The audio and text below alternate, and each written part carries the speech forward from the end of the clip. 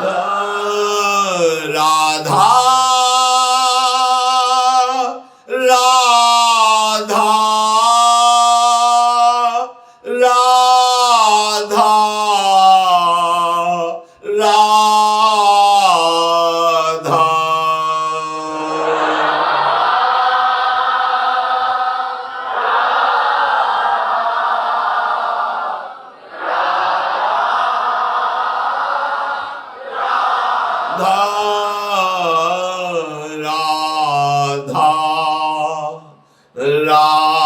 राधा राधा राधा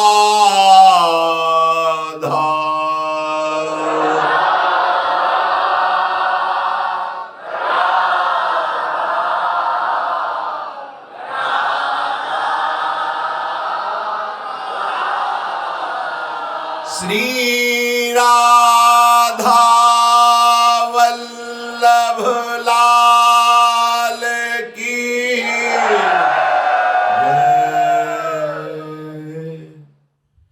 परम सच्चिदानंद घन प्रेमानंद स्वरूप नवनिभृत निकुंज महामहिम परम पावन श्री वृंदावन धाम के लाडिले युगल चंद्र श्री प्रिया प्रीतम जी और समस्त हित परिकर निज परिकर अनंत जन्मों में हमारे ऐसे कोई सुकृत नहीं हुए जिससे हमें मानव देह श्री वृंदावन धाम का दर्शन, रज में बैठना, भगवद वार्ता कथन श्रवण करना और लक्ष्य बना लेना भगवत प्राप्ति। ये केवल अहेतुकी कृपा हुई है प्रभु की। कृपा पात्र ही प्रभु की बात और प्रभु की कृपा का अनुभव कर सकता है, अन्यथा बहिर्मुख माया ऐसे आकर्षण करती है कि हमारा समय इसी आकर्षण में नष्ट हो जाता है। जैसे कोई मदिरा पिए हुए उन्मत्त हो, उसे भान नहीं रहता कि मैं क्या बोल रहा हूँ, क्या कर रहा हूँ, कहाँ बैठा हूँ, कहाँ पड़ा हूँ। ऐसे ही ये माया काम की मदांधता, क्रोध की मदांधता, मोह की, मत्सर की, अभिमान की एक वृत्ति है, अनेकों वृत्तियां हैं जो हमें मतवाला उन्मादित करके ऐसे आचरण करवा देती हैं जिससे हम अशांत, क्लेशित, दुखी होकर के भटकते रहते हैं। देखो, विचार करके शुद्ध बात को समझो। किसी के भी पास हम जब जाते हैं, यदि वो भगवत मंदिर है, संत हैं, धाम है, तीर्थ है, और हृदय में हमारे ये भाव है कि हमसे बहुत सी गलतियां हुई हैं, भगवान की हम पर कृपा हो, हमारी बुद्धि शुद्ध हो, हम सत मार्ग पर चले तो निश्चित लाभ मिलता है, क्योंकि ये आपका बड़ा भारी सत्कर्म बन गया। कोई आपसे कहे कि हम आपके दुख को मिटा देंगे, वो तो एकमात्र भगवान समर्थ हैं, वो ऐसा कर सकते हैं। या भक्तजन भगवान की प्रार्थना करके उनसे ऐसा निवेदन कर सकते हैं। अन्यथा सिद्धांत में, शास्त्रीय सिद्धांत में कहीं ऐसा कोई विधान नहीं पाया गया कि कोई बड़े से बड़े देवता अपने बल से तुम्हें दुख रहित कर दे। बहुत विवेक से सुनोगे तो समझ में आ जाएगा। ये जो हमारे वर्तमान तात्कालिक दुख हैं, ये हमारे पूर्व कर्मों का फल है, और कर्मों से मुक्ति दिलाने की सामर्थ्य एकमात्र भगवान श्री हरि और अभेद रूप भगवान हर महादेव, बस। अन्यथा आपके सुकृत कर्म का फल वो दे देंगे। दुष्कृत को भस्म कर सके, संचित कर्म को भस्म कर सके, इतनी सामर्थ्य किसी में नहीं है। बैठा लीजिए हृदय में, तर्क की आवश्यकता नहीं है। ये महापुरुषों के वचन, शास्त्र, स्वाध्याय, गुरु कृपा, इन सब से मिलित भाव है। ये कोई त्रिभुवन में नहीं है। एकमात्र भगवान हरि हर के सिवा दूसरा कोई हमें कर्म बंधन रहित कर सके, ऐसा नहीं है। हम जब आशीर्वाद मांगते हैं, किसी से कृपा की याचना करते हैं, तो उसका आंतरिक शास्त्रीय सिद्धांत का भाव यह है कि आप कृपा करो, हमारी बुद्धि शुद्ध हो जाए। शुद्ध बुद्धि शास्त्र के अनुसार चले, आपकी आज्ञा के अनुसार चले, भगवत चिंतन परायण रहे, एकमात्र आशीर्वाद। और ये मांगो या ना मांगो, संत महापुरुषों के हृदय में इस आशीर्वाद देने की पुलक रहती है। बिना मांगे वो आपको दे देंगे, बस आप स्वीकार कर लीजिए। और जो कहीं ये भ्रम हो कि नाना प्रकार के दुख सुख, नाना प्रकार के मान अपमान, लाभ हानि, ये और कोई मिटा देगा, तो भ्रम में मत पड़ना।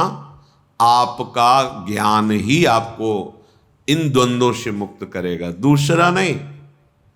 अगर ऐसा होता तो ऐसे सिद्ध महापुरुष हुए हैं ज्ञान में जो साक्षात चलते फिरते ब्रह्म रूप, और भक्ति में जिनके अधीन भगवान है।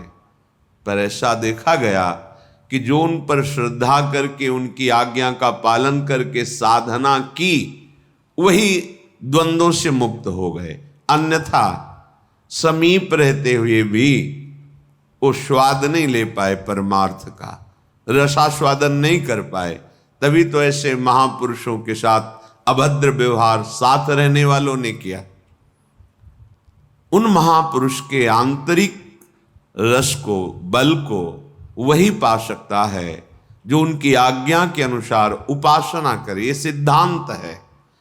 तो ये भावना लेकर के हम विषयाचरण करें, अधर्माचरण करें और कहीं जाएं और कोई हमें सुख प्रदान करे, तो इस भ्रम को आप मिटा देना।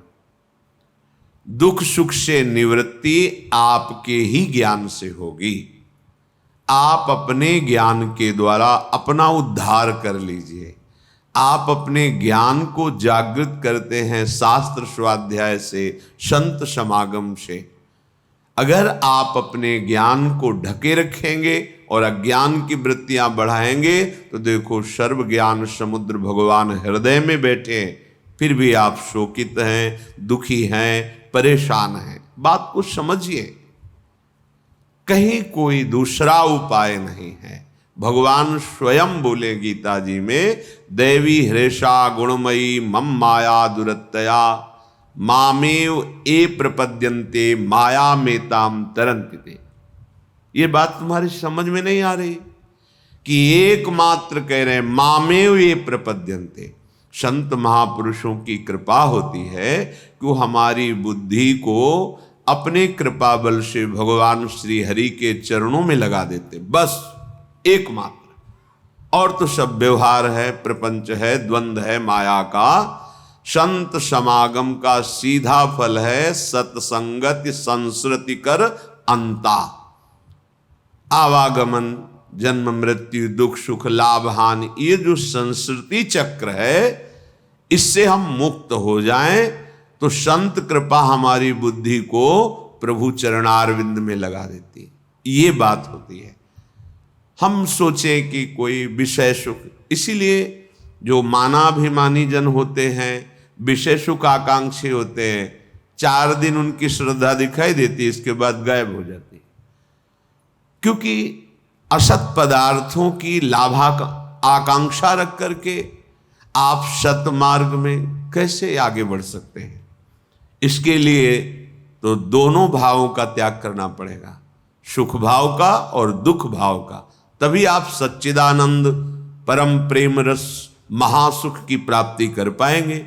श्रीपाद कह रहे हैं, मानापमान कोटि भीर क्षुभितात्मा समस्त निरपेक्षा वृंदावन भुवि राधा नागर माराधये कदा मुदित। हे भाई, परमानंद का मार्ग दुख सुख दोनों से परे है। ये जो सांसारिक सुख है, सांसारिक दुख है, इन दोनों से अलग है। ये करोड़ों प्रकार से तुम्हारा कोई मान करे या अपमान करे, कह रहे क्षुभितात्मा समस्त निरपेक्षा, तुम्हें अपने हृदय में क्षोभ नहीं होने देना है। क्यों नहीं होने देना? जैसे आप किसी नाटक में देखते हैं कि सामने वाले को मार डाला गया, आपको शोक नहीं होता, क्योंकि आपको पता है वो मारा नहीं गया, वो केवल नाटक है। ऐसे ही यहां जो जिसे जीव कहते हैं, वो भगवान सच्चिदानंद का अंश है। उसे कोई ब्रह्मास्त्र दिव्यास्त्र भी छेद नहीं सकता, मार नहीं सकता। ये मरने का नाटक है, शरीर छोड़ना, जिसे लौकिक भाषा में कहते हो मर गया। कुछ नहीं मरा। पंचभूत पंचभूतों में और भगवान का कर्मानुसार आगे दूसरी शरीर में, जैसे ट्रांसफर होता है सरकारी आदमी का, एक ऑफिस से दूसरी ऑफिस जाता रहता है, वहां उसको सुविधा मिलती है, गाड़ी बंगला आदि आदि, बस बदलता रहता है।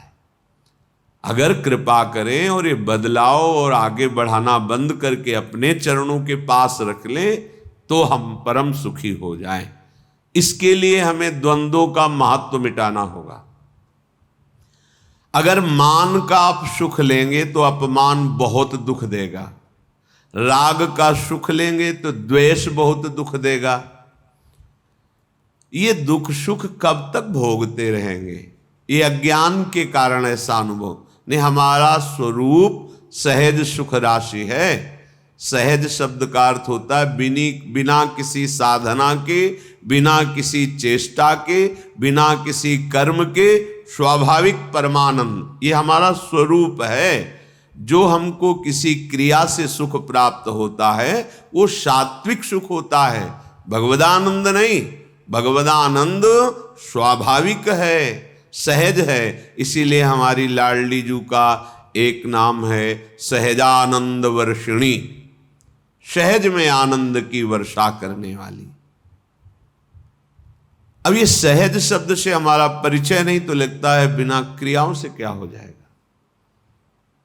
जैसे कोई कहता है कि क्रियाओं से क्या हो जाएगा, हमने विचार करके देखा है, सत क्रियाओं से बुद्धि पवित्र होती है, असत क्रियाओं से बुद्धि गंदी होती है।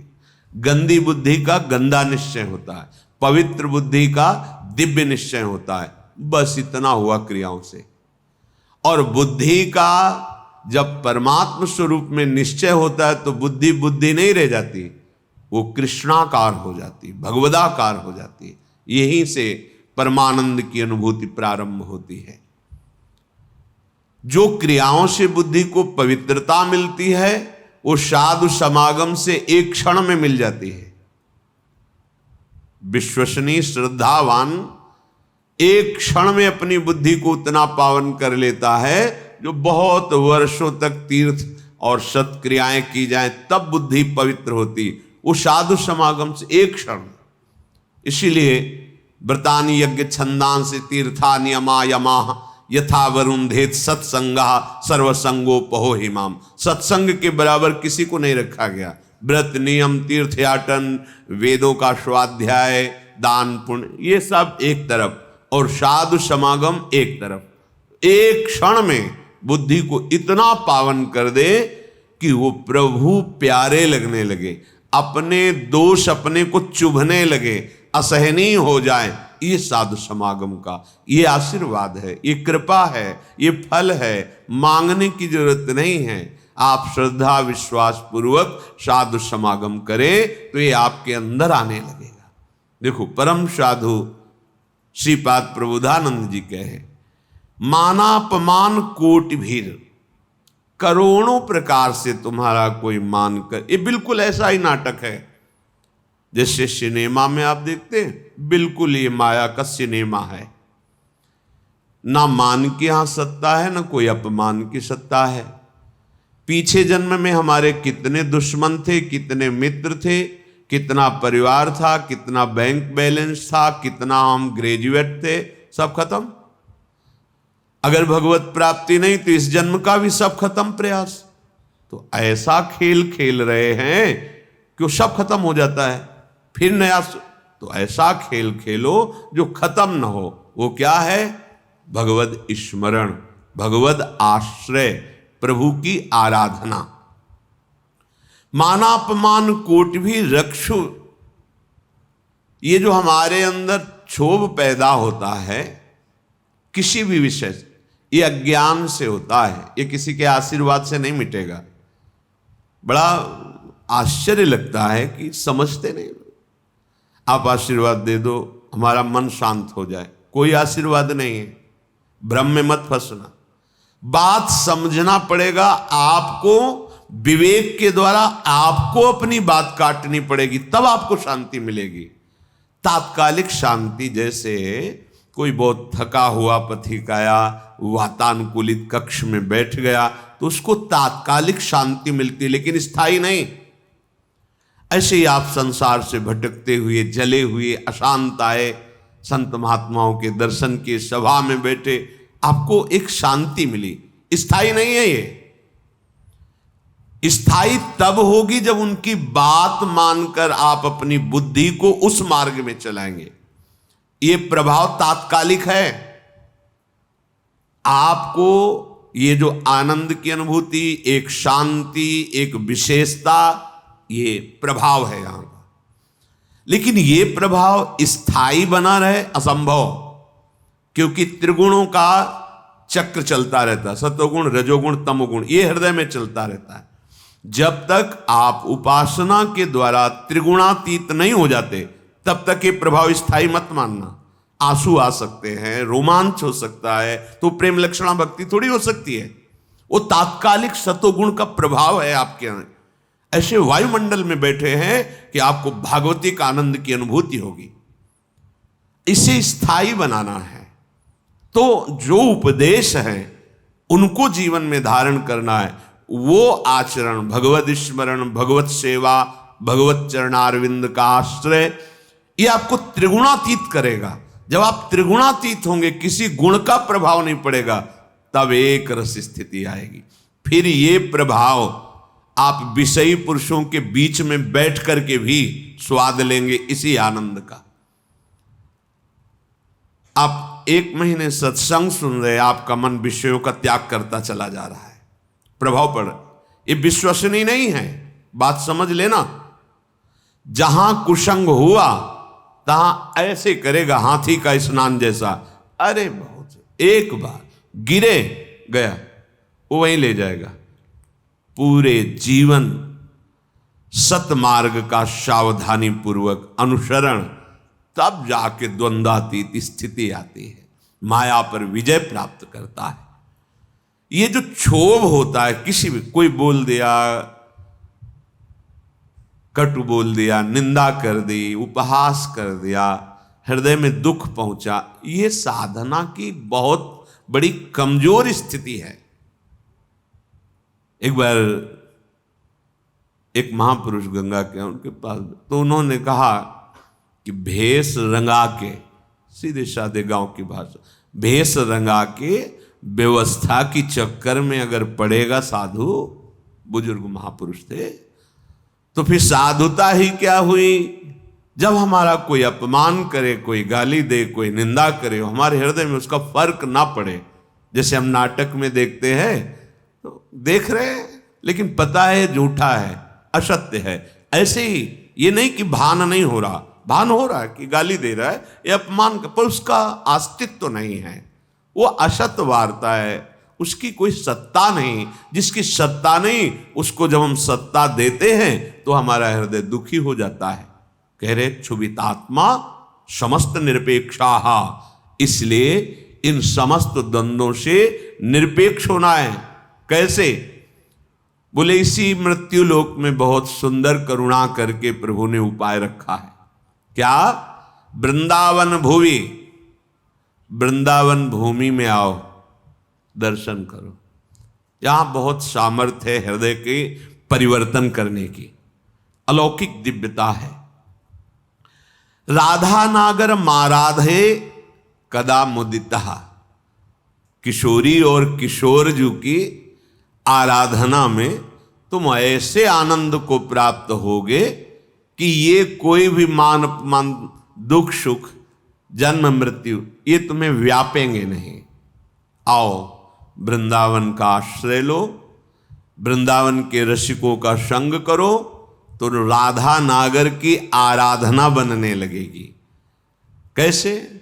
शरीरम श्री वृंदावन भुवि सदा स्थापय, मनः सदा पार्श्वे वृंदावन रसिकयोर न्यस्य भजने, वचस्तत् केलीना मनवरत गाने रमयत, कथा पीयूषादौ श्रवण युगलम प्रीति विकलम। शरीर को सदा सत्संग में रखो। अगर हमारा शरीर सत्संग में रहेगा तो मन प्रेम रस में भीनने के लायक बन जाएगा। तन ही राख सत्संग में, मन ही प्रेम रस भेयो। सुख चाहत हरिवंश हित, तो कृष्ण कल्प तरु सेयो। प्रायः सिद्धांत को थोड़ा ऐसे घुमा के कहा जाता है कि तन को संसार में मत रखो, तन के द्वारा नाना प्रकार के कर्म करो, और मन रखो प्रभु में। यह सिद्ध पुरुष का लक्षण है, साधक का नहीं।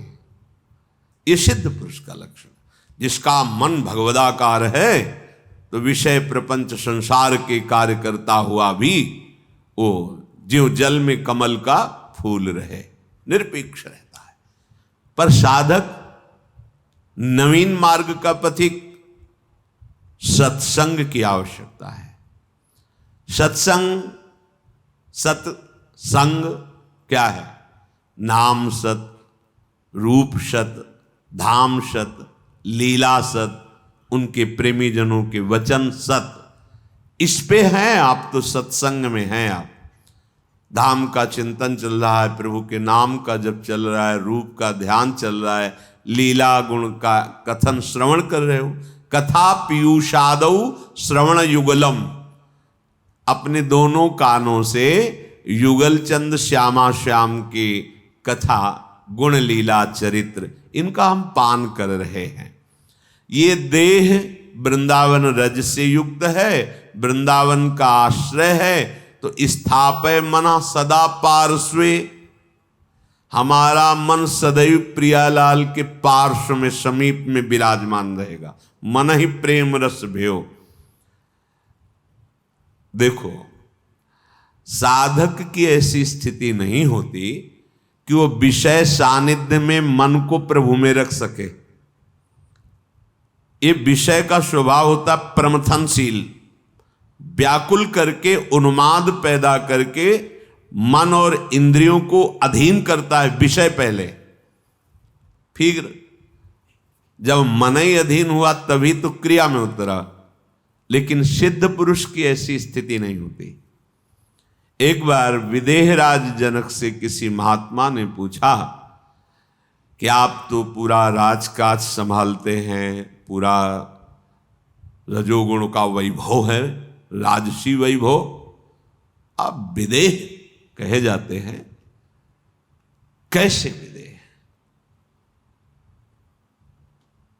उन्होंने कहा कि ठीक, किसी समय बताएंगे, अभी तो अंदर से नहीं आ रही प्रेरणा, बताएंगे। क्या जनक जी उसी समय नहीं बता सकते? बता सकते थे, पर जब उससे प्रमाणित प्रमाण के सहित तब पता चलता है। जाओ आज प्रसाद पाकर शयन करो, प्रेरणा होगी हम बता देंगे। शयन कक्ष में बड़ी सुंदर राजा की सैया जैसे महात्मा को शयन कराया। अर्धरात्रि में रानी से कहा जाओ आज्ञा है शयन करो जाके उनके साथ। जेवी देखा स्त्री तो बड़े संयमी महात्मा थे। वो जितना इधर शकील थे और नजदीक दीवाल की तरफ मुंह करके समय व्यतीत किया। सुबह आए बड़े गुस्सा से बोले, ये क्या तरीका है आपका? जानते हो हम संत हैं। फिर तो क्या हुआ महाराज? शायद वो आपकी पत्नी ही थी, सैया में जाके लेट गई। फिर क्या हुआ? फिर हम शकीलते गए। फिर क्या हुआ? जब दीवाल मिली तो उधर मुंह करके पड़े रहे। फिर कोई आपको परेशानी नहीं हुई? बोले हमने पीछे फिर देखा ही नहीं दीवाल की। तो तुमने उस शरीर को दीवाल क्यों नहीं मान लिया? उस शरीर को स्त्री शरीर मान करके भय करते रहे और दीवाल में आप संतोष कर लिए। अगर उसे ही एक दीवाल समझ लेते और आप यथावत अपनी शांति बनाए रखते। बोले ऐसा कैसे हो सकता है? बोले ऐसा हो सकता है जब एकाकार ब्रह्म स्थिति होती है। एक दिन वो आए तो देखा संतों के लिए वहां कोई रोक टोक नहीं थी। जनक जी अपने निज महल में शयन कर रहे थे, उन्मनी अवस्था थी। एक हाथ स्त्री के वक्षा स्थल पर और एक पैर हिलक गया था तो नीचे सर्दी का समय था, अंगीठी उसके ताप में वो जल रहा था। दौड़ के गए, चरण हटाया, कहा महाराज वास्तविक उनको होश नहीं था। ना स्त्री के वक्षा स्थल के स्पर्श का सुख था और ना अग्नि के ताप का भान था। ब्रह्माकार वृत्ति ये सिद्ध पुरुषों का सहज स्वाभाविक स्थिति होती, मन का प्रभाव होता है कि वो अपने आराध्य में अब वो विषयान ग्रहणंतु मुंचंतु वा, वो तुम्हें दिखाई दे रहे हैं विषय सेवन करते हुए या प्रपंची लोगों के बीच में, उनकी एक रस स्थिति रहती है। पर साधक को, उपासक को मन को प्रभु में स्थापित करना है, क्योंकि वो विषयों में, तो इससे सावधान होकर सत्संग करना है। केवल वार्ता ही सत्संग नहीं कहलाती, इसका मनन करके आचरण में उतारना। सत हरि नाम है, सत हरि धाम है, सत हरि रूप है, सत हरि लीला है, सत हरि भजन करने वाले भगवत प्रेमी महात्मा जन हैं। इनका चिंतन सतत रहना ये सत्संग है। तो सतत तभी रह सकता है जब तन ही राख सत्संग में, तन को अधिक से अधिक सत्संग में रखा जाए। ऐसे मित्र हों, ऐसे कुसंगी भोग हों, ऐसे कुसंगी दृश्य हों, कुसंगी वार्ता हो, फिर आप सोचो हम मन प्रभु में लगा ले तो समझ में ही नहीं आएगी ये बात। इसीलिए कह रहे शरीरम श्री वृंदावन भुवि सदा स्थापे तो मनः सदा पार्श्वे वृंदावन रसिकयोर न्यस्य भजने। जो रसिक महापुरुष युगल सरकार के भजन रस में डूबे हुए हैं, मन उस रस में पहुंचने लगेगा। जब आप रसिकों का संग करोगे, वृंदावन की रज लगाओगे, वचस तत्केली नाम नवरत गाने रमय तत्, वाणी का नियम बना लो कि हम अपनी जबान से किसी की निंदा नहीं करेंगे, प्रपंच की वार्ता नहीं करेंगे, आवश्यक बात बोल करके फिर नाम जप करेंगे या वाणी।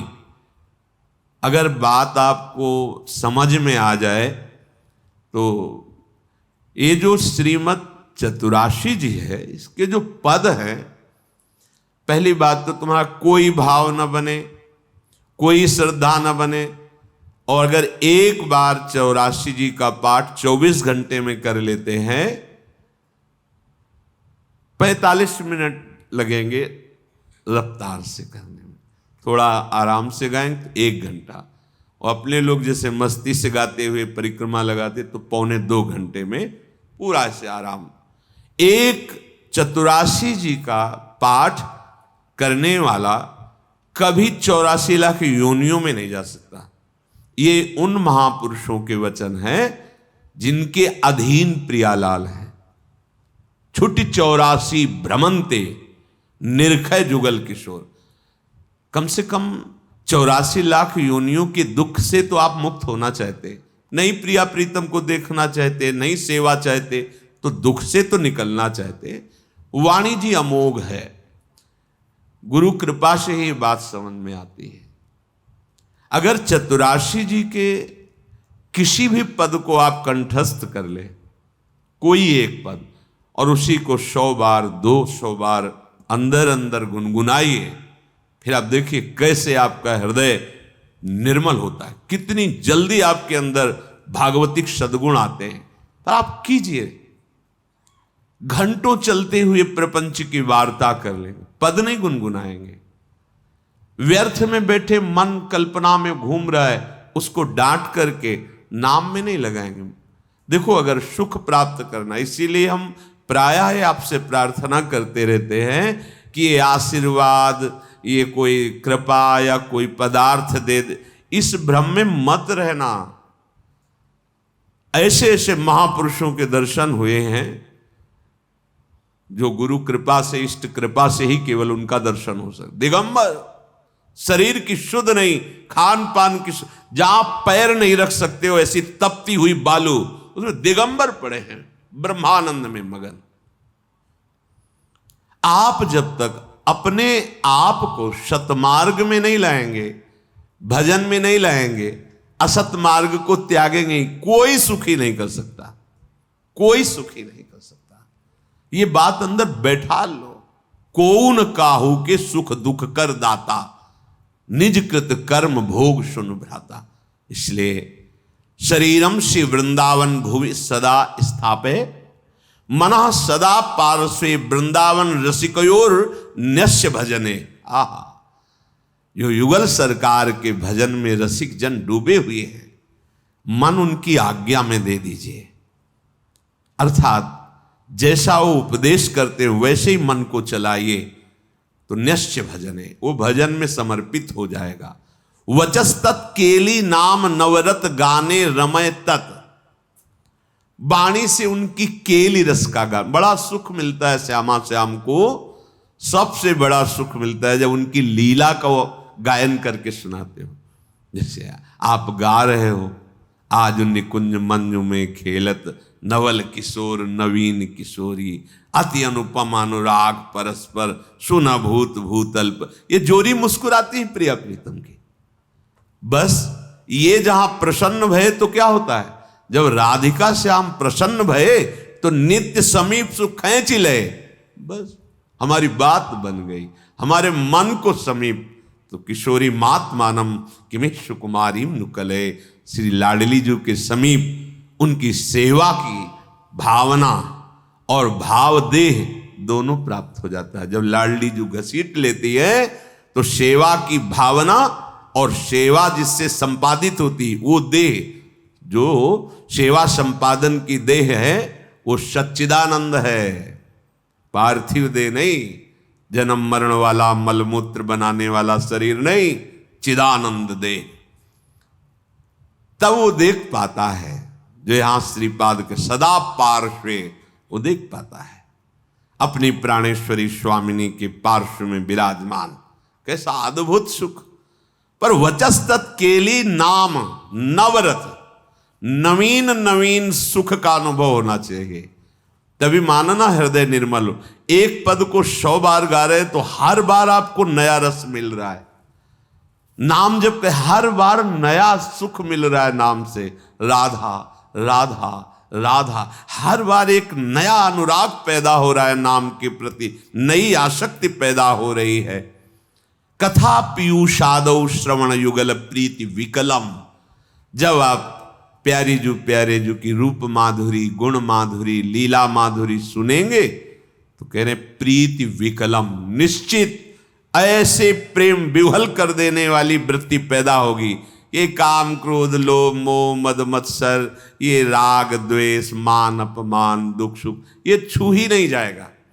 आप इतनी ऊंचाई पर होंगे, आपके हृदय की भूमिका, कि आपका स्पर्श नहीं कर सकते हैं। ये हुआ आशीर्वाद, ये हुआ संत समागम, ये हुआ मनुष्य जीवन का परम लाभ। इसलिए धैर्य पूर्वक चलो। ये आशा मत करो कि तुम्हें कोई महान भक्त कहे, महान संत कहे तो तुम संत हो, तुम्हारा भजन सार्थक। कोई तुम्हें पाखंडी कह दे, गाली दे दे, निंदा कर दे, तो भजन का हमें कोई फल ही नहीं मिला, क्योंकि लोग गालियां दे रहे। देखो हमें भजन का फल मिला क्योंकि लोग प्रणाम। ये माया का आखिरी अस्त्र है। कंचन कामिनी कीर्ति, सब रूपों में भगवान इतने रूपों में आके हमें दर्शन दे रहे, दुलार कर रहे, हमें उनके चरणों में प्रणाम करना। मेरे प्रभु इतने रूप धारण करके प्यार कर रहे, भावना अपनी कहीं अहम जनित ना हो जाए कि मैं साधक हूं, मैं भजनानंदी महात्मा हूं, मुझे लोग नमस्कार करते, प्रणाम करते, फिर मार्ग आगे का रुक जाएगा। इसलिए कह रहे हैं निरपेक्षः, समस्त निरपेक्षः। ए नमस्कार प्रणाम, नाना प्रकार की प्रशंसा या कोई आश्चर्यजनक सिद्धियां तुम्हारे अंदर आ रही, सबसे निरपेक्ष रहो, इनका प्रयोग मत करना। तभी तुम श्री जी की सेवा का अधिकार, जो सच्चिदानंदमय जीवन है, वो तुम्हें प्राप्त हो जाएगा। चलते हैं भगवान श्री राम जी की पावन लीला का गायन श्रवण करके कलिमल का नाश करते हुए अपने हृदय में अपने आराध्य देव की निष्ठा को प्राप्त करते हैं। प्रसंग चल रहा है, भगवान समुद्र के तीर पर हैं। विभीषण जी भगवान के श्री मुखारविंद चरणारविंद का दर्शन करके त्राहि माम शरण में हुए। भगवान ने उन्हें लंकेश करके संबोधन किया। वो कह रहे, अहो भाग्य मम अमित तिराम कृपा सुख पुंज, देखियो नयन बिरंच शिव सेव्य जुगल पद। आज मेरे अहोभाग्य हो गए, क्योंकि प्रभु का साक्षात दर्शन हुआ और प्रभु ने मुझे स्वीकार किया। भगवान कहते हैं कि विभीषण जी, मेरा एक स्वभाव है, उसे बड़े बड़े महापुरुष जन जानते हैं, भगवान शंकर जानते हैं, कागभूषण जी जानते हैं, जगदम्बा जानती हैं, बड़े बड़े जो महान ज्ञानी जन हैं मेरे स्वभाव को जानते हैं।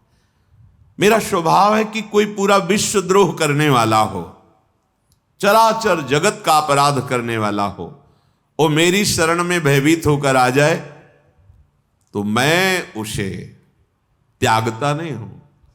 उसके छल को, कपट को, मोह को, मद को, मान को, ईर्ष्या को, इन सब को मिटा करके तज मद मोह कपट छल नाना करऊं सद्यते ही साधु, मैं उसे संत बना देता हूं, मैं उसे महात्मा बना देता हूं, महापुरुष बना देता हूं। जो अपने माता पिता भाई बंधु परिवार रिश्ते नाते सबकी सेवा करता है, पर ममता केवल मेरे चरणों में रखता है, सब कर मांगे एक फल राम चरण रति हो, उसके हृदय में समदर्शिता प्रकट हो जाती है। कामनाएं उसके हृदय की नष्ट हो जाती हैं। उसके हृदय में ना हर्ष होता है, ना शोक होता, ना भय होता है। किसके हृदय में? जिसने सब जगह की ममता केवल मेरे चरणों में रख दी है। मैं ऐसे भक्त को ऐसे प्यार करता हूं जैसे लोभी आदमी अपनी संपत्ति से प्यार करता है, ऐसे मैं अपने हृदय से उस भक्त को प्यार करता हूं जिसने कहीं कोई ममता आसक्ति नहीं की, केवल मेरे चरणों में ममता रखता है। और हे विभीषण, तुम जैसे संत मुझे बहुत प्रिय हैं, तुम्हारे जैसे संतों की ही कारण मैं ये अवतार ग्रहण करता हूं। सुनु लंकेश सकल गुण तोरे, ताते तुम अतिशय प्रिय मोरे। हे लंकाधिपति, विभीषण जी को दोबारा भगवान ने कहा, हे लंकाधिपति विभीषण, तुम में सारे भागवतिक गुण विराजमान है, इसलिए तुम मुझे बहुत प्रिय हो। भगवान के वचन सुन करके हनुमान जी और सब जो यूथपति खड़े थे, जय हो करुणा निधान भगवान श्री राम की जय हो। प्रभु की वाणी विभीषण जी के कानों में मानो अमृत घुल रहा हो। प्रभु ने मुझे स्वीकार कर लिया। बार बार खड़े होते हैं, भगवान के रूप के दर्शन करके फिर चरणों में गिर जाते हैं। हृदय में प्रेम नहीं समा रहा, विकलता है। विभीषण जी ने कहा, प्रभु आपने दोबारा भी लंकाधिपति कहा, लंकेश कहा। आप अंतर्यामी हैं, चराचर के स्वामी हैं, सब कुछ जानते हैं। सुनहु देव सचराचर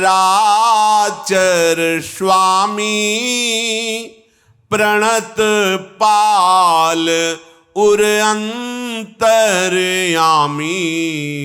उर कछु प्रथम वासना रही, प्रभु पद प्रीति सरित शोभहि।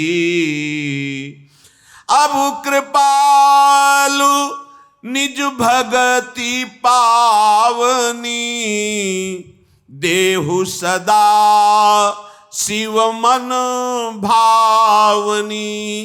एवं मस्तु कही प्रभु रणधीरा, मांगा तुरत सिंधु कर नीरा। प्रभु आप जो ये लंकेश कहते हैं, वो आप चराचर जगत के स्वामी अंतर्यामी हैं। थी वासना हृदय में, स्वीकार किया। उर कछु प्रथम वासना रही। ये बहुत सावधानी का विषय है। हमारे प्रभु ऐसे स्वभाव वाले हैं। यदि आप कोई वासना लेकर इस मार्ग में चलेंगे तो सबसे पहले आपको उस वासना का सानिध्य मिलेगा। भक्तमाल जी में एक चरित्र आता है कि एक भक्त बाल्यावस्था से भजन कर रहे थे। वो जब यौवन अवस्था को प्राप्त हुई तो एक बगीचे में आसन जमाए हुए थे, भ्रमण करते थे। वहां देखा राजा है, राजा के साथ बहुत सी नौ युवतियां, सब सेवा सत्कार खान पान वैभव, सब दास दासियां। उनके मन में लगा कि बचपन से भगवान के मार्ग में देखो कैसा आनंद लूट रहा है। बस यही समझना है, ये बुद्धि कभी भी धोखे में डाल सकती है। कैसा देखो, सब इनकी आज्ञा का पालन कर रहे हैं। नौ युवतियां सेवा में, भोग सामग्रियां उत्तम से उत्तम, सुख तो है ही। बस ये सबसे घातक बात है कि हमारा अंतःकरण ये स्वीकार कर ले कि इस भोगों में सुख है। मारा गया साधक। अब वर्तमान में तो विरक्त भेष है, साधन भजन तो हुआ ही, पर अब विक्षेप पड़ने लगा कि है ना सुख इसमें, ऐसा दिखाता है मन। जो कितने आनंदित है ना, कार से पूरा परिवार चल रहा है, उतरे लड़का बच्चा पत्नी। अब वो पता नहीं कई दिन भोजन मिले ना। जो वैराग्य का पहले जीवन होता, अब तो एक जगह रुकना नहीं है, किसी नदी का किनारा या गांव में कभी रुकना नहीं है। गुरुजनों के आदेश होते थे। यौवन अवस्था है, किसी के घर दरवाजे पे नहीं रुकना, किसी मंदिर या वृक्ष के नीचे। ऐसे वो जो संन्यास मार्ग है, बड़ा कठिन मार्ग है, उसमें वो विरक्त भेष। पर मन में वो वासना की राजा और ये राज सुख है ना। तो जब शरीर छूटा तो अगला जन्म जो उनको मिला, जो कोल्हल्य जी का चरित्र है, उसमें वो राजा के ही मित्र बने। और ऐसे बने कि वो मित्र बिल्कुल जैसे राजा का वैभव ऐसे उसका वैभव, वही खान पान भोग सब सामग्री भगवान ने दी। पर कृपा बड़ा भाई महाभागवत, ये देखो कृपा, विषय दिया पर संग दिया महाभागवत। न एक बार भी रामकृष्ण हरि नहीं बोलना उसको। देखो कहां भजनानंदी महात्मा और वासना ने कहां फंसा दिया। पर भगवान साथ में संरक्षक दे दिए। बड़े भाई ने कहा कि तुम अच्छे गीत गा लेते हो लेकिन संसारिक गाते हो, ये सब सुख भोग जिसमें तुम लगे हो समय नष्ट होता है, कभी तो बात हमारी मान लो। वो अपने बड़े भाई को भगवान की तरह मानते थे, ये जानते थे हृदय में कि मैं बहुत गलत आचरण करता हूं, पर भगवान की ऐसी कृपा है, मेरा भाई महान भक्त है, तो आदर भगवान की तरह। उनका चलो हमारे साथ द्वारिकाधीश के दर्शन के लिए। कई बार आप लोगों ने सुना, जब वहां गए तो बोले ठाकुर के सामने उनको लीलाओं का गान करना है, कोई पद सुनाओ। तो बड़े सकुचे कि हम तो रजोगुणी गीत गाने वाले, कहाँ प्रभु के। बोले नहीं सुनाओ ना। तो ब्रज लीला संबंधी पद सुनाए। जीव सुनाए तो द्वारिकाधीश बोल पड़े वाह वाह वाह, प्रभु बोल पड़े। और अपने निजी सेवक को माला प्रसाद, वो पीछे जो खड़े हैं उनको जाके दे। जाके जब उनके नजदीक गए बोले प्रसाद आप, बोले हमारे भाई को भेजा होगा, क्योंकि वो भजनानंदी बचपन से भजन में तो नीच विषयी। हाँ, बोले नहीं नहीं आपके लिए हो। बड़े भाई को जलन हो गई कि इतना भजन करते हो भगवान हमारा तो, और इसको आज हम ही लाए, नहीं तो उद्दंडता करता। सब आचरण थे जो राजाओं के होते, सब आचरण वैसे, खान पान व्यवहार सब वैसे। उनको इतनी ईर्ष्या हुई कि समुद्र में कूद गए। जब डूबे समुद्र में तो द्वारिकाधीश के पार्षद उनको ले गए द्वार। अब तसल्ली हुई, दिव्य द्वारिका, दिव्य भगवान के दर्शन। भगवान ने कहा बैठो, प्रसाद लाओ, पत्तल लगाओ। बड़े खुश हुए कि उनको तो वहां प्रसाद मिला, मुझे तो साक्षात द्वारिकाधीश पास। बोले एक पत्तल और लगा। बोले किसके लिए? बोले तुम्हारे भाई के लिए। और जलन पे यहां भी। तब उन्होंने कहा समझो तुम आज भजन कर रहे हो, वो बहुत पूर्व का भजनानंदी, केवल एक वासना आ गई थी राजा के राज सुख को देखकर, इसलिए वो नहीं जानते उसका भजन कितना एकत्रित है और तुम्हें कितना प्यार करता है। जो मेरे भक्त से प्यार करता है वो मुझे भक्त से भी अधिक प्यारा होता है, और वो स्वयं एक भजनानंदी महात्मा है, केवल एक वासना के कारण ऐसा। समझो, कोई भी वासना लेकर इस मार्ग में चलोगे तो पहले वो वासना चाहे ज्ञान के द्वारा नष्ट हो, और यदि आप ज्यादा हट करोगे तो फिर भोगा के मायाधीश है, उनके पास कोई कमी थोड़ी है। तो विभीषण जी स्वीकार कर रहे हैं, कह रहे हैं कि प्रभु उर कछु प्रथम वासना रही थी। प्रभु वासना ऐसी, लात मारा है इसी सिंहासन पर बैठूंगा तेरा नाश करवा के, थी। लेकिन प्रभु जब से आपका दर्शन हुआ अब कोई ऐसी आकांक्षा नहीं। भगवान करुणा करके विभीषण जी के दर बोले प्रभु, भगवान शिव के जो मन को सदैव आह्लादित करती है आपकी प्रेम लक्षणा भक्ति, वो मुझे प्रदान करो। भगवान ने कहा एवं मस्तु, ये तो मिलेगी ही, पर लंकाधिपति का तिलक भी हम ही करेंगे। लाओ समुद्र का जल लाओ। एवं मस्तु कई प्रभु रन धीरा, मांगा तुरंत सिंधु करने। तत्काल समुद्र का जल लाया गया और लंकाधिपति का अभिषेक विभीषण जी के। यद्यपि अब तुम्हारी इच्छा नहीं है, पर पहले था, पहले वाला ये स्वीकार करो, और जो मांगा है ये तो तुम्हें मिलेगी, भक्ति मिलेगी। अस कहि राम तिलक ते सारा, सुमन वृष्टि नव भई। देवता लोग पुष्पों की वर्षा करने लगे। महाभागवत विभीषण जी को लंकाधिपति का पद भगवान ने प्रदान कर दिया। देखो कहां रावण ने लात मारी थी, अब कोई सहारा नहीं रह गया था। आज भगवान ने विभीषण जी को लंकाधिपति ही नहीं, समस्त भक्तों का सिरमौर बना दिया। भगवान शिव के मानस में जो भगवान की प्रेम लक्षणा भक्ति, वो प्रदान की विभीषण जी को। जो संपत्ति शिव रावण ही दीन दिए दस माथ, सोई संपदा विभीषण सकुच दीन रघुनाथ। बहुत आराधना और तब लंकाधिपति बना, और भगवान बहुत सकुच से दे रहे। कि मेरे चरण आश्रित को ये लोक वैभव ये कोई वस्तु है, माया वैभव कोई वस्तु है? कोई वस्तु नहीं।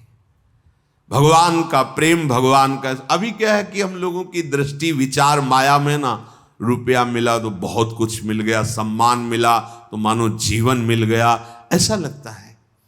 किसी को बता दे कि आप जो सेवा करो इसका परिणाम होगा कि तुम्हारी जितनी सुविधाएं सब नष्ट हो जाएंगी, दोबारा नजदीक नहीं आएगा, क्योंकि यही संतों का आशीर्वाद माना जाता है कि तुम्हारी कामना, तुम्हारा रुपया पैसा, तुम्हारा लोक व्यवहार बढ़े, नहीं भगवत प्रेम बढ़े तुम्हारा।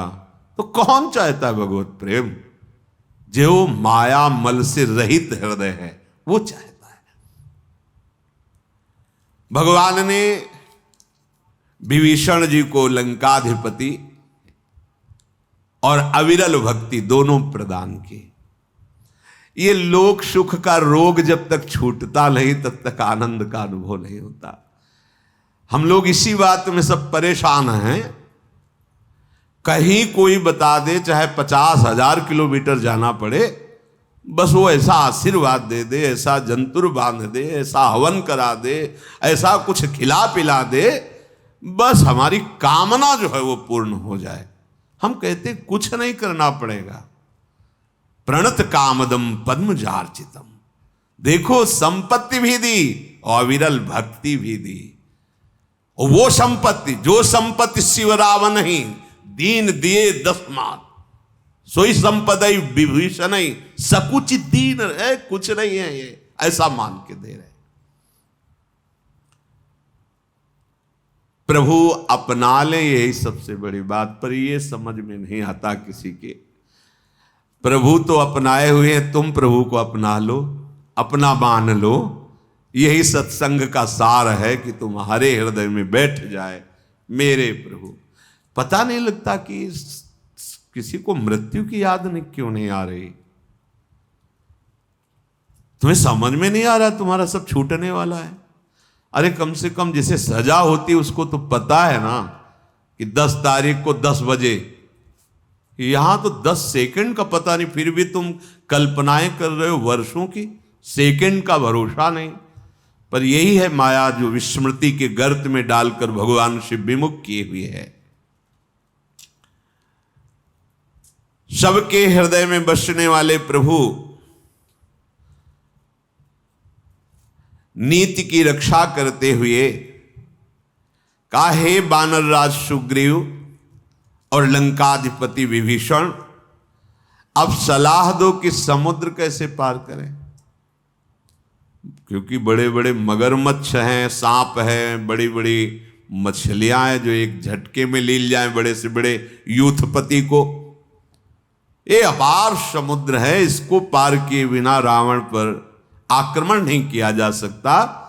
इसलिए हे सुग्रीव जी, हे विभीषण जी, जिनका नाम भव समुद्र से सहज में पार कर देता है वो भगवान पूछ रहे हैं।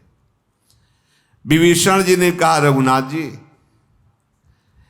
हमें ये पता है कि अगर एक बाण संधान करें तो करोड़ों ऐसे समुद्र सूख जाएंगे संधान करने मात्र से। पर प्रभु उचित यही रहेगा कि आप समुद्र की विनय करें और वो मान जाए और रास्ता आपको दे दे, तो इससे आपका सुयश होगा। समुद्र पूर्वज भी है, या कोई वो उपाय बता सकते हैं या रास्ता दे सकते हैं। आप समुद्र से प्रार्थना करें। विभीषण जी ने, श्री राम जी ने कहा, आप सबने मिलकर बहुत सुंदर उपाय बताया, ऐसा किया जाएगा तो दैव सहायक होगा। लक्ष्मण जी के मन में सलाह अच्छी नहीं लगी। प्रभु के वचन सुनकर उनके हृदय में थोड़ा सा दुख हुआ और कहा, प्रभु आपके श्रीमुख से दैव शब्द सुनकर के अच्छा नहीं लगा।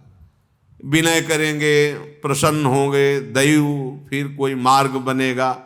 नाथ दैव कर कवन भरोसा, शोषी सिंधु करी कर रोषा। अभी मन में थोड़ा अग्नि बाण संधान करो। अभी क्या प्रभु, कादर मन कहूं एक अधारा, दैव दैव आलसी पुकारा।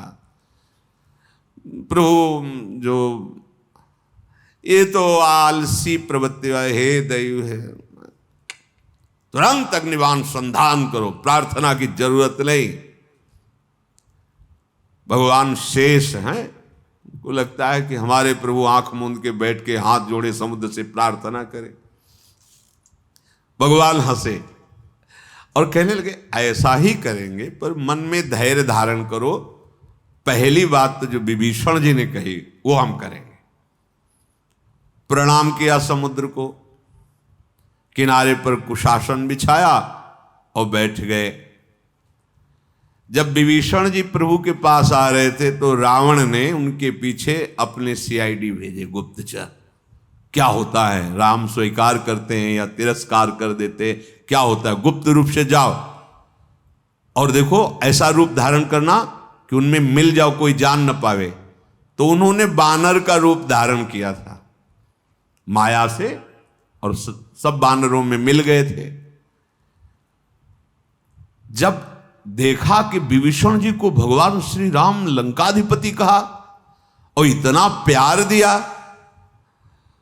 उनको रहा नहीं गया और वो जोर जोर से बोला, ऐसा स्वभाव तो मैंने कहीं नहीं देखा। कितना शरणागत पर प्यार, वाह! प्रभु श्री राम कितना अपने शरणागत पर दुलार करते हैं। अहोभाग्य मेरे जो मुझे भेजा गया और मैं ये देख पाया, जो बानर युद्धपति थे भेजा गया और मैं ये देख पाया, मतलब ये हमारी सेना के नहीं है। बानरों ने तत्काल उनको पकड़ा, कौन हो, असली रूप में आओ, क्योंकि तुम्हारी भाषा बता रही तुम हमारे परिकर के नहीं हो। प्रभु के स्वभाव की जय जयकार करना तो ठीक, पर मुझे भेजा गया और मुझे ये दर्शन मिला, ये सौभाग्य, कहां से आए हो, कौन हो। अब जल्दी थोड़ी कोई अपनी भेद बता देता है। तो वे अपना स्वभाव शुरू किया, पूंछ से बांध के थप्पड़ लात पिटाई। वो चीखने लगे, मारो मत, मैं रावण का गुप्तचर हूं। जब विभीषण जी वहां से चले थे तो मुझे भेजा गया था, तो मैं बानर रूप से ये सब देखकर रहा नहीं गया कि प्रभु का कैसा करुणामय स्वभाव। बांधा, उनको सुग्रीव जी के पास ले गए। ये गुप्तचर हैं रावण के। सुग्रीव जी ने कहा, जान से तो मत मारो, गुप्तचर हैं, पर अंग भंग कर दो इनके। सुग्रीव के वचन सुनकर के पूरी वानर सेना में घुमाया और पिटाई शुरू की। वो बहुत प्रकार से दैन्यता पूर्वक कहते, मुझे छोड़ दो, पर कोई नहीं सुन रहा। तो उनका, तुम सबको श्री राम की कसम अगर एक थप्पड़ मारो हमें। अब सब रुक गए। वो समझ गए थे कि एक ही उपाय अब रह गया। उन्होंने कहा, जो हमार हर नासा काना ते कौशलाधीश का सूप न खा। बोले यहां ज्यादातर जो है नाराजगी जब होती है तो नाक ही कान काट दिए जाते हैं, तो इसलिए उन्होंने कहा हमारे को अब मारो मत, तो हमारे नाक कान मत काट लेना, तुम्हें भगवान राम की कसम है अगर कोई। बिल्कुल सब रुक गए।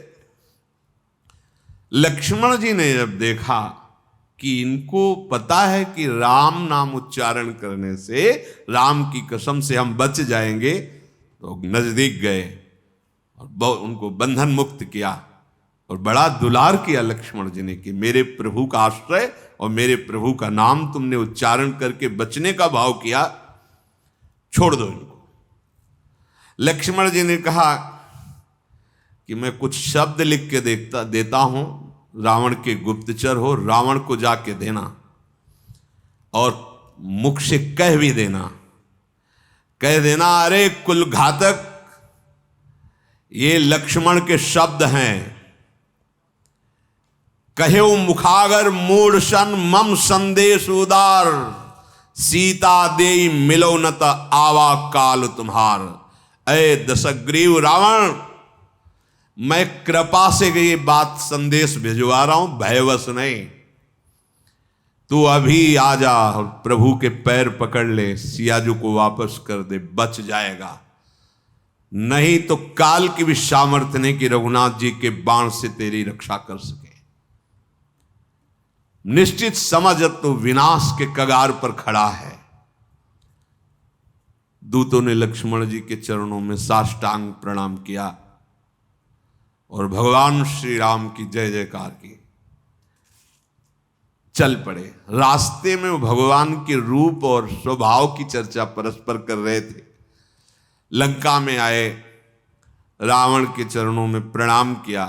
रावण ने हंसकर कहा कि बहुत मुंह लटकाए हुए हो, क्या हुआ? हंसकर कहा, क्यों अपनी कुशल नहीं बता रहा? तो उसने बताया कि कुशल ना हमारी है और ना तुम्हारी है महाराज।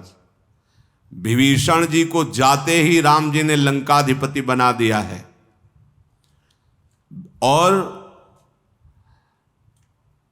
कोई भी बानर एक ऐसा सेना में नहीं जो अकेले तुम्हें जीत ना सके। ये मैंने देखा है वहां जाकर के। पिसोगे, सब पिसोगे। जैसे गेहूं के साथ घुन पिसता है, ऐसे तुम्हारे साथ पूरी लंका नष्ट होगी। भालू वानरों की सेना का तो ऐसा हाल है कि काल मिल जाए तो उसको भी खा जाए, इतने रोष में है।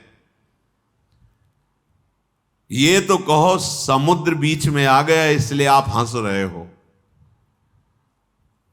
अगर समुद्र बीच में ना आया होता तो अब तक जो हाल होता वो आप देख लेते। अरे रावण ने कहा यही बात तो मैं भी कह रहा हूं कि अगर समुद्र बीच में ना होता तो राक्षस अब तक कलेवा कर लिए होते उन वीर बानर और भालुओं का। मनाओ के बीच में समुद्र है तो वो जिंदा है, और तुम जिन तपस्वियों की बात करते हो ना वो मेरे भय से भयभीत है। रावण को कभी भी ऐसा महसूस नहीं हुआ कि उसे भय लग रहा हो। भगवान का पार्षद है, केवल श्वांग कर रहा वैर का। क्या हुआ? मेरा महान प्रताप वहां प्रकट नहीं है रामादल में, सब भयभीत नहीं मेरे बल से। तू बता क्यों नहीं रहा है? दूत ने कहा नाथ, जैसे कृपा करके पूछ रहे हो वैसे क्रोध छोड़कर मेरी बात सुनना। जब आपका छोटा भाई श्री राम जी से मिला, राम जी ने पहुंचते ही लंकाधिपति बना दिया और धीरे से हमारा भेद खुला कि मैं रावण का गुप्तचर हूं। तो महाराज इतनी पिटाई हुई कि पूरा शरीर दर्द कर रहा है। वो तो कहो राम जी की शपथ दिला दी, ले शूर्पणखा की जैसी हमारी हालत हो जाती, हमारे भी नाक कान काट लिए जाते। श्रवण नासिका काटे लागे, राम शपथ दीन्हे हम त्यागे।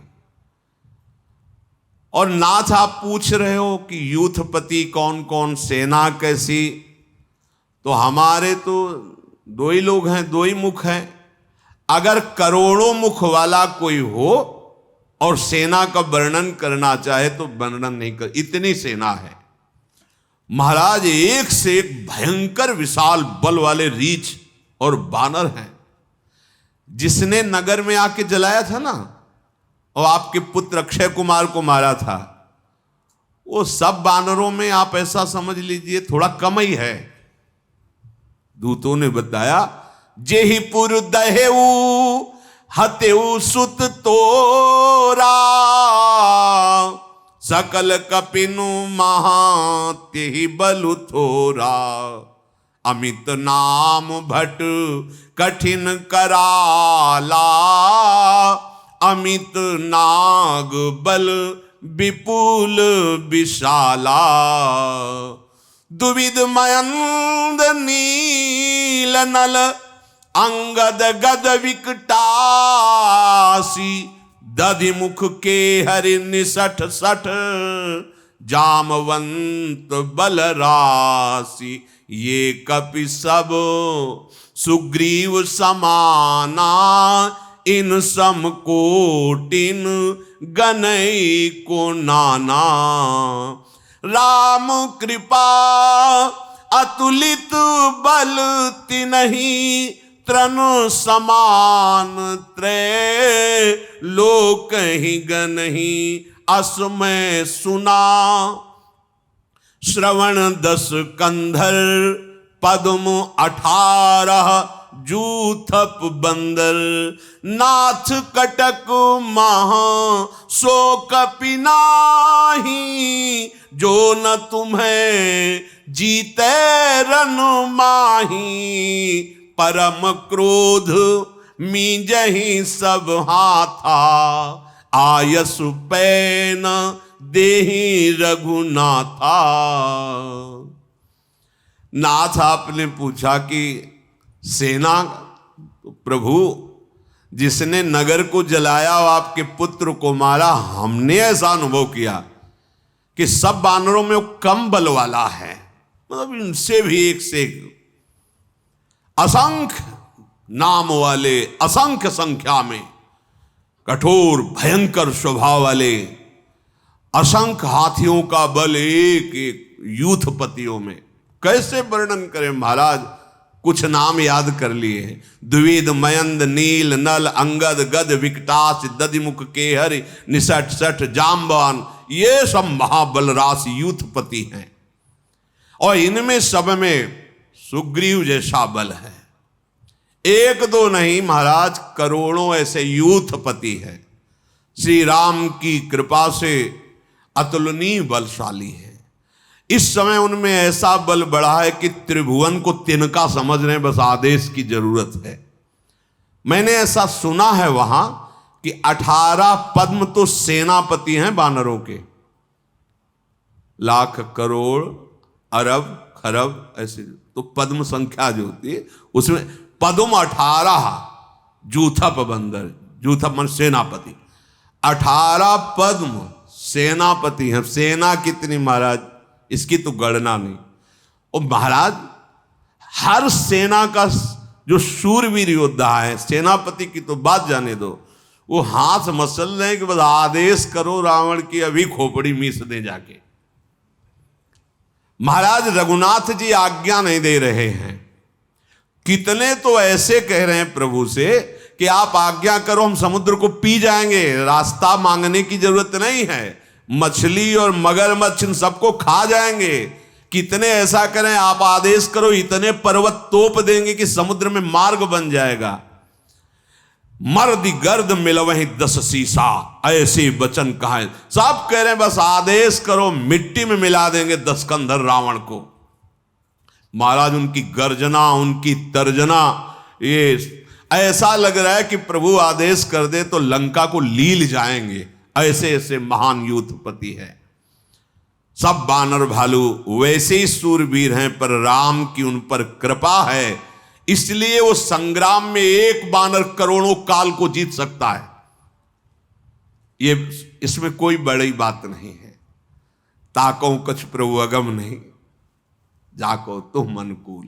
बहुत बड़ी बात ये समझ में आई कि जिसे प्रभु की कृपा प्राप्त हो गई, ताको कछ प्रभु अगम नहीं। बोले रूई बड़वा नल को जला देगी, बड़ा आश्चर्य, मतलब बड़ा आश्चर्य। तो भगवान की कृपा सर्वाश्चर्य। दूत कह रहे हैं रावण के, मानो जैसे राम के पक्ष से बोल रहे हो, महाराज एक बानर में इतनी सामर्थ्य, करोड़ों काल को परास्त कर सकता है, क्योंकि उस पर राम कृपा है। यही भगवान की कृपा का जिसे परिचय हो जाता है, निहाल हो जाता है। और महाराज ये तो हमने सेना की बात की, अब प्रभु की बात। श्री राम ने कहा प्रभु, वो भूल गया कि हम किनकी बात किनके लिए कर रहे हैं। अपने राजा से प्रभु की बात, श्री राम जी की बात कर कि, और अब ये तो उनकी सेना की बात है, मानो ये रामदूत बन के आया हो। अब प्रभु की बात, उनके तेज, उनके सामर्थ्य, उनके बल, उनकी बुद्धि की अधिकता 2000 जिभ्या वाले लाखों शेष एकत्रित होकर वर्णन करें तो भी नहीं कर सकते। महाराज एक बाण में समस्त समुद्र को सोखने की सामर्थ्य वाले हैं। पर उन्होंने आपके भाई से उपाय पूछा तो उन्होंने बताया कि विनय करो, तो इस समय वो विनय कर रहे हैं समुद्र की। आपके भाई की सलाह से वो समुद्र से राह मांग रहे हैं। रावण खूब ताली बजा के हंसा, अच्छा सलाहकार डरपोक विभीषण, और जिनकी तुम बात कर रहे हो वो तपस्वी हाथ जोड़ के समुद्र से रास्ता मांग रहे हैं। हाँ, बहुत सूरवीर हैं। इतनी बातें सुनो, उसे और कुछ याद नहीं रहा। बड़ा विचित्र स्वभाव इसका भी। डरपोक विभीषण के वचनों का प्रमाण मानने वाले तपस्वियों की तू बात करता है। अरे मूर्ख, झूठी बड़ाई मत कर। मैंने तेरी बात से ही शत्रु की थाह पा ली है। समुद्र से हाथ जोड़ के रास्ता मांग, कहीं जड़ समुद्र से रास्ता मांगा जाता है?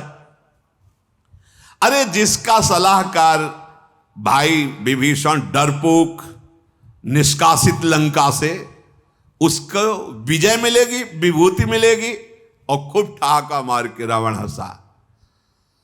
रावण के वचन सुनकर जैसे रामदूत को क्रोध आ जाए, ऐसे रावण के दूत को क्रोध आ गया और कहा, महाराज ये थोड़ी पत्रिका दी है, छोटे भैया ने पढ़ लीजिए। अब जो ही लखनलाल की दी हुई पत्रिका बाची, बाएं हाथ से ली रावण। दुश्मन की चिट्ठी बाएं हाथ से ली जाती है और मित्र की दाएं हाथ से। बाएं हाथ से पत्रिका में लिखा था, है मूर्ख रावण, बातों से मन को रिझा करके अपने कुल का सर्वनाश मत कर। राम जी से विरोध करने पर तुझे ब्रह्मा विष्णु महेश भी मिलकर नहीं बचा सकते। बातन मन ही रिझाई सठ, जनिघाल सिकुल खीस, राम विरोध न उबरसी, शरण विष्णु अजईस, की तजमान अनुज इव, प्रभु पद पंकज भृंग, हो ही कि राम सरानल, खलकुल सहित पतंग। पत्री में लिखा था, अरे मूर्ख रावण, केवल बातों से मन को रिझा मत, अपने कुल का सर्वनाश मत कर। राम जी से विरोध करने पर तुझे ब्रह्मा विष्णु महेश भी नहीं बचा सकते। एक उपाय रह गया है, अभिमान छोड़ और अपने भाई विभीषण की तरह मेरे प्रभु श्री राम की शरण में आ जा। अरे दुष्ट, नहीं तो राम जी के बाण रूपी अग्नि में समस्त निशाचर पतिंगे की तरह भस्म हो जाएंगे। पसीना आ गया रावण के। अभी हंस रहा था, जब पत्रिका पढ़ी लखनलाल की, पसीना आ गया। परंतु सभा के सामने भय प्रस्तुत हो जाए, हंसते हुए बनावटी हंसी करते हुए कहा, ये छोटा तपस्वी समझता है हाथ से आकाश को पकड़ लेंगे, मतलब मैं आकाश की तरह विशाल हूं। ये छोटा तपस्वी लक्ष्मण केवल वाग विलास की डींग हाँकता है। ऐ दूत, तू जिनकी बात कर रहा है मेरे सामने कुछ नहीं है। दूत ने कहा, नाथ अब मैं अपनी तरफ से कुछ कह रहा हूं। मेरी प्रार्थना मान लो, आप हमारे स्वामी हो, ये अभिमान का स्वभाव छोड़ दो। आप ये जितनी बातें लक्ष्मण जी ने लिखी हो, जितनी बातें मैंने कही, मैं सत्य को साक्षी करके कहता हूं ऐसा ही होगा। यदि आप नहीं माने, क्रोध छोड़िए, मेरे वचन मान लीजिए और श्री राम जी की शरण चले जाइए, वैर त्याग दीजिए। रावण दूत बोल रहा है रावण को, यद्यपि आपने बड़ा अपराध किया है, पर मैंने देखा है प्रभु का स्वभाव बहुत कोमल स्वभाव के है, समस्त लोगों के स्वामी हैं। जो ही आप शरण में जाओगे वो आपको हृदय से लगा लेंगे उठा के, सारे अपराध माफ कर देंगे। जानकी जी रघुनाथ जी को समर्पित कर दीजिए। प्रभु मैं आपका निजी सेवक हूं, इसलिए मेरी बात मान लीजिए। जो ही कहा कि विभीषण जी ने भी यही कहा था कि मैं छोटा भाई हूं, मेरा दुलार रख लीजिए। जानकी जो ये बात उसको पसंद, जे भी कहा जानकी जी को वापस कर दीजिए, मैं आपका निजी अंग सेवक हूं। भरी सभा में उसने चरण प्रहार की, तत्काल लात मार के गिरा। जानकी के वापस की बात, मानो मेरे परम कल्याण की बात तू बिगाड़ रहा है। नहीं, संभल करके उठे, प्रणाम किया दूतों ने और कहा, प्रभु अब ये तो गर्दन उतार दो, नहीं अब गर्दन झुकेगी तो राम जी के सामने ही झुकेगी। देखो ये रहस्य है, जब देख लेता है रावण ना, कि इस पर प्रभु के प्रेम का रंग चढ़ रहा है, तो हमारे पक्ष में मत रह, तो विनाश लायक नहीं रह गया, अब तो जा, उनके रूप का आनंद ले, उनकी लीला का आनंद ले। और जिसके मन में देखता है कि राम के प्रति वो भाव नहीं है, प्रेम भाव नहीं, तो उसको अपने पक्ष में करता है कि तुम बाण द्वारा परम पद, बचेगे कोई नहीं, सबको भगवान से मिलाऊंगा।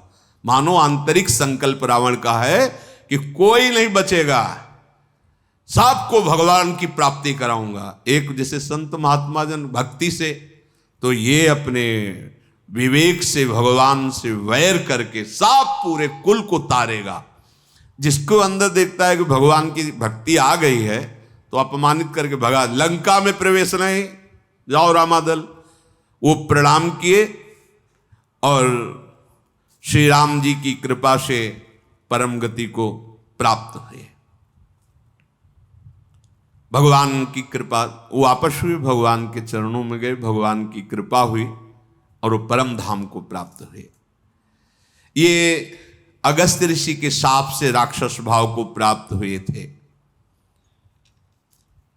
भगवत कृपा से कल्याण होने में कोई देर थोड़ी है, पर हम भगवत कृपा का आश्रय नहीं लेते, देहाभिमानी जन है। अभिमान के कारण विषय भोगों में प्रियता है, देहाभिमान ही कर्तृत्व भोक्तृत्व भाव रखता है, इसीलिए ये भगवत प्राप्ति हमें आवश्यक नहीं लग रही। नहीं तो जहां ये बात समझ में आएगी ना, एक सेकंड भी समय आप व्यर्थ नहीं कर सकते। चिड़चिड़ापन पैदा होता है, जैसे कोई, तो एक लगता है क्यों हमारे समय को नष्ट कर रहे हो। एक एक सेकंड, पता नहीं कौन सा सेकंड आखिरी होगा, हमें प्रभु का नाम स्मरण करने दो, प्रभु का चिंतन करने दो। 3 दिन तक भगवान हाथ जोड़े कुशासन में बैठे रहे, समुद्र ने विनय नहीं सुनी।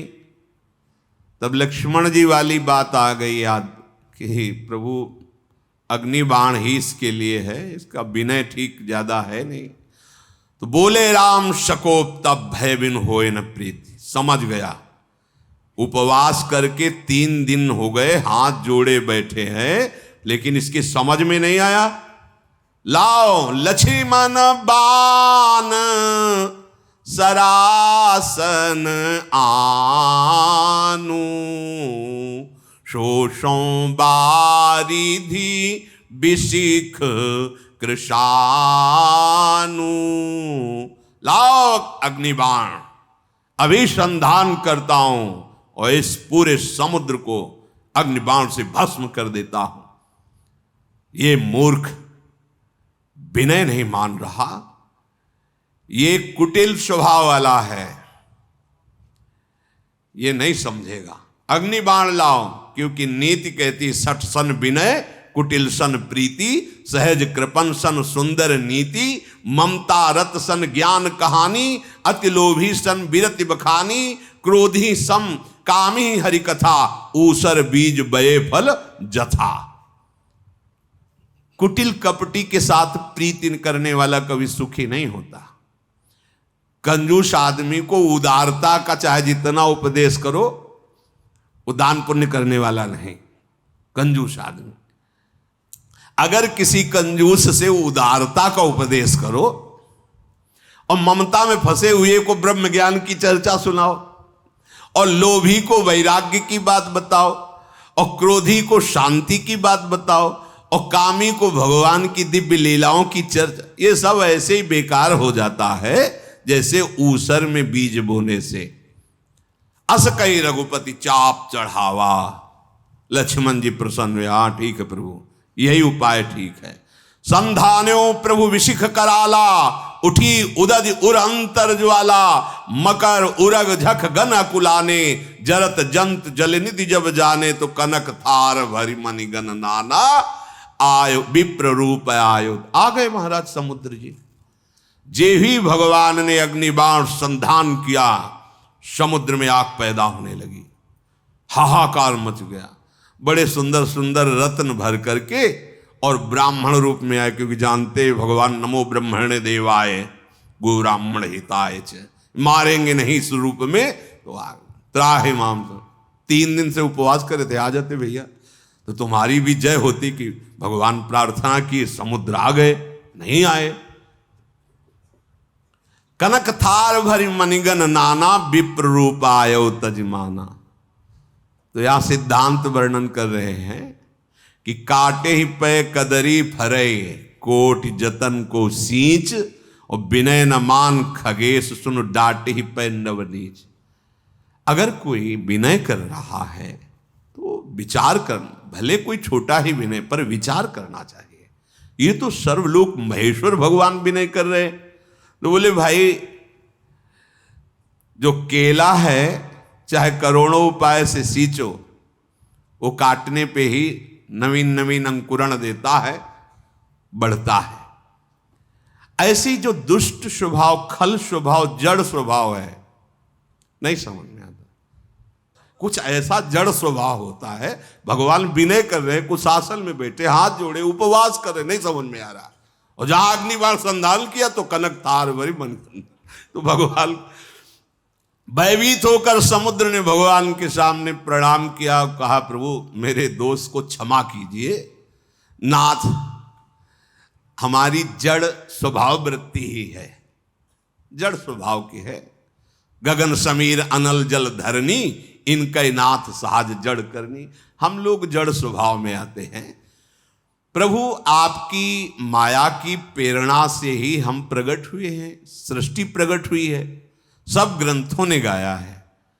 अब स्वामी की जैसी आज्ञा होगी वैसा ही करूंगा, क्योंकि स्वामी की आज्ञा में रहने से ही सेवक परम सुखी रहता है। प्रभु बहुत अच्छा किया आपने अग्निबाण संधान किया, क्योंकि प्रभु ये जो गंवार बुद्धि, जड़ता बुद्धि है ना, ये हाथ जोड़ने से समझ में नहीं आती। और हम लोग जड़ हैं। आपने जब भय दिखाया तो मेरी समझ में आ गया प्रभु। ऐसा ही स्वभाव, जड़ स्वभाव हमें दुख देता है। देखो, हमें इष्ट और गुरु के प्रति कभी ये नहीं सोचना कि वो नाराज है। विश्वास करो, कछुआ जैसे अपने अंडों को बाहर रखकर जल में रहकर उसका चिंतन करता है और चिंतन से अपने अंडों को पुष्ट करता है, ऐसे भगवत चरणारविंद के आसक्ति चित्त महात्मा जो निरपेक्ष है, भले तुमसे बात न करे, भले तुम्हारी तरफ न देखे, पर अंतर्दृष्टि से तुम्हें देखते हैं, तुम्हें पोषित करते हैं। नहीं तुम परमार्थ में चल कैसे रहे हो? गुरु तत्व है, वो तुम्हारे हृदय में भी बैठा हुआ है, अनंत दुलार लिए हुए हैं। आप बोलो ईमानदारी से हृदय में देखो, कौन सी साधना की जहां आज जिस स्थिति में हो, इस स्थिति लायक हो क्या? अपने लोग सोचो। जिस कृपा ने मुझे यहां तक पहुंचाया है, मुझे ये कभी नहीं सोचना। हाँ, अगर आपसे कोई गलती अंदर होगी तो आपको ऐसा चुभेगा, ऐसा लगेगा कि हमसे नाराज हैं, प्रभु नाराज हैं, प्रियाजू नाराज है। कोई गलती अगर आप करोगे तो इष्ट और गुरु ही तो आपके हैं ना, तो वहीं से आपको कटुता समझ में आएगी जहां मृदुता है। और अगर आप ठीक चल रहे हो तो उनकी कटुता में भी आपको हंसी आएगी और दुलार आएगा कि कितना प्यार मुझे करते। भले वो कह रहे हो नहीं देखूंगा, फिर भी उसे आनंद आएगा। हम समझ रहे हैं, आप देख रहे हो ना, आपको हमारा चिंतन है ना कि तुम्हारी तरफ नहीं देखूंगा, पर आपका चिंतन है ना, हम समझ रहे, बाहर से नहीं देख रहे हो लेकिन अंदर से हर क्षण देख रहे हो। प्रभु वैसे आपका प्रताप तो ऐसा है, आप चाहे तो मैं अभी सूख जाऊं। समुद्र ने कहा सेना पार उतर जाएगी, पर नाथ मेरी मर्यादा नहीं रहेगी, और मेरी मर्यादा आपकी ही बनाई हुई है। प्रभु आपकी आज्ञा अपेल है, अर्थात कोई आपकी आज्ञा का उल्लंघन नहीं कर सकता। वेद शास्त्र पुराण संत महात्मा ऋषि, ऐसा आप जो आज्ञा करें। समुद्र के अत्यंत विनीत वचन सुनकर भगवान श्री राम मुस्कुरा कर कहा, तात आप ही बता दो कि ये वानर सेना कैसे उस पार पहुंचे। समुद्र ने कहा, नाथ आपकी सेना में 2 यूथपति हैं, नील और नल। इन्होंने लड़कपन में ऋषि से आशीर्वाद प्राप्त किया था, ये भारी से भारी पहाड़ का स्पर्श कर ले और समुद्र में डाल दिया जाएगा तो डूबेगा नहीं वो। तो प्रभु आपके प्रताप से, इनके स्पर्श से बड़े बड़े पर्वत तैरने लगेंगे। प्रभु मुझे लगता है अगर ऐसा उपाय किया जाए कि पुल बंध जाए तो आपका यश होगा, मेरी मर्यादा बनी रहेगी। नाथ आप तीनों लोकों में परम मंगल करने के लिए मेरे पर पुल बांध दीजिए। नल नील जिस पर्वत का स्पर्श करेंगे वो तैरेगा, वस्तुतः उसमें तो प्रताप आपका ही होगा। भगवान ने कहा ये तो बात हो गई, अब ये जो अग्नि बाण संधान किया है, मेरा अमोघ बाण एक बार अगर चढ़ गया तो बिना लक्ष्य भेद किए वापस, लक्ष्य थे तुम तो आ गए शरणागत, तो मेरा प्रण है शरणागत की रक्षा करना। अब ये बाण कहाँ? तो बोले उत्तर तट पर बहुत से पापाचरण करने वाले दुष्ट मनुष्य रहते हैं। हे प्रभु, ये सदैव धर्म विहीन आचरण, पापाचरण करना, लोगों को बड़ी पीड़ा पहुंचाना, तो नाथ अगर आप उचित समझो तो अग्निबाण का उधर संधान कर दो। श्री राम जी का भारी बल और पौरुष देखकर समुद्र बड़ा सुखी हुआ। उन दुष्टों का भगवान ने अग्निबाण से परम उद्धार किया। समुद्र ने पुनः साष्टांग प्रणाम किया, चला गया। रघुनाथ जी ने समुद्र की सलाह मानी। भगवान एक निमेष में ब्रह्मांड रच देते हैं, उनके लिए समुद्र में पुल बांधना कोई आश्चर्य की बात नहीं है। मंत्रियों को बुलाया और कहा भाई विलंब न कीजिए, पुल की तैयारी कीजिए। अगाध अथाह 400 कोष, 100 योजन 400 कोष का समुद्र। जाम्बवान ने कहा हाथ जोड़कर, हे सूर्य कुल की ध्वजा स्वरूप श्री राम जी, ये सेतु तो बाहरी होगा, पर जिससे भव समुद्र पार किया जाता है वो सेतु तो आपका नाम है। आहा, सुनो भानुकुल केतु, जामवंत कर जोरी गए, नाथ नाम तव सेतु, नर चढ़ी भव सागर तरे। बाहरी समुद्र के लिए तो ये विधान हो गया, पर प्रभु भव समुद्र में कोई पुल नहीं है, इसमें पार करने का एक ही उपाय भगवन नाम। देखो बात आई, सार बात भगवन नाम। जितना नाम जप करोगे उतने ही दुख से ऊपर उठते जाओगे। मान लो, विश्वास मान लो, एक ऐसी आनंद दशा होती है हृदय की। देखो एक बार हमको किसी ने बताया था कि एक कोई गैस होती है, वो अगर खुल जाए तो लोग हंसते ही रहते हैं। ओ है, हाँ, जो हम तो कह नहीं पाए कि फ्लैपिंग क्या ऐसे गैस है, लाफिंग, हमने समझा फ्लैपिंग वो हंसी वाली।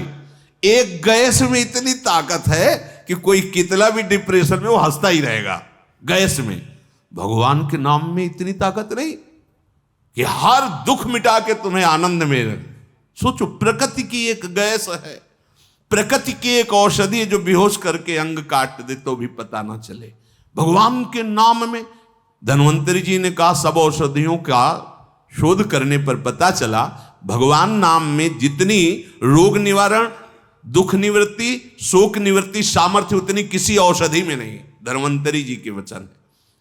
जामवंत जी कह रहे हैं ये तो बाहरी समुद्र पर पुल आपके प्रताप से बनी जाएगा, पर भव समुद्र से पार होने का एकमात्र उपाय है भगवन नाम। अपनी जिह्वा से निरंतर हम जैसे भी हैं अपने प्रभु के हैं, ये भाव बहुत मंगलमय है।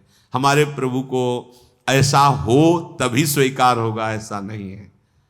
कैसा भी हो, कोई भी हो, बस शरण में हो जाए और नाम जप करने लगे।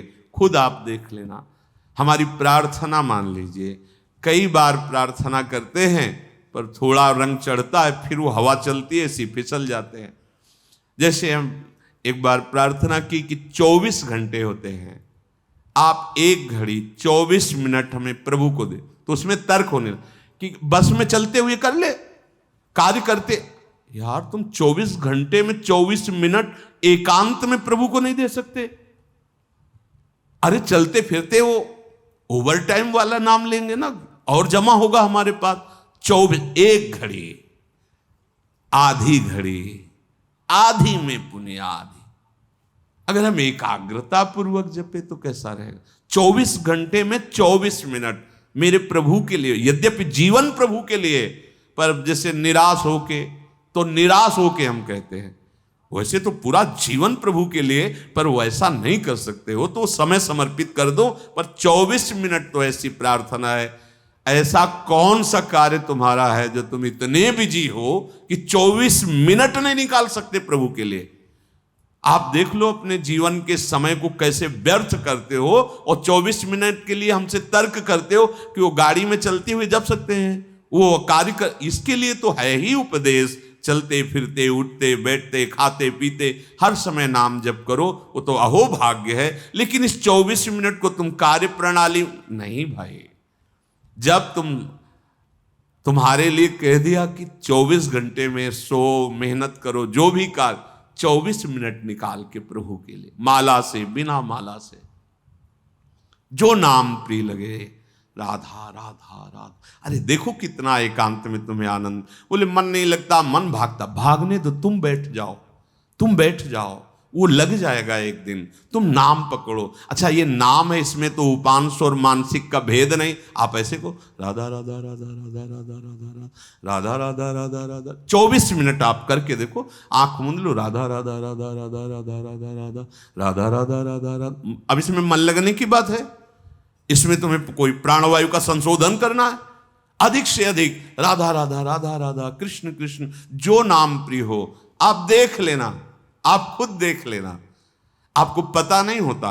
जैसे दो लकड़ियों के घर्षण से अग्नि पैदा हो जाती है, ऐसे जिह्वाग्र और नाम की रगड़न से अमोघ अध्यात्म शक्ति पैदा होती। विश्वास करो, अमोघ शक्ति पैदा। तुम्हारा ज्ञान, तुम्हारा हृदय का अध्यात्म बल जहां जागृत हो गया, कोई भय नहीं, कोई शोक नहीं, है ही नहीं। दूर से रस्सी का सांप मान के भयभीत हो रहे थे, जब तुम्हें दिखाई देगा केवल गोविंद ही गोविंद है, भय नाम की चीज नहीं रह जाएगी। खूब नाम जप करो, जीवन का सार है। श्री राधा वल्लभ लाल की।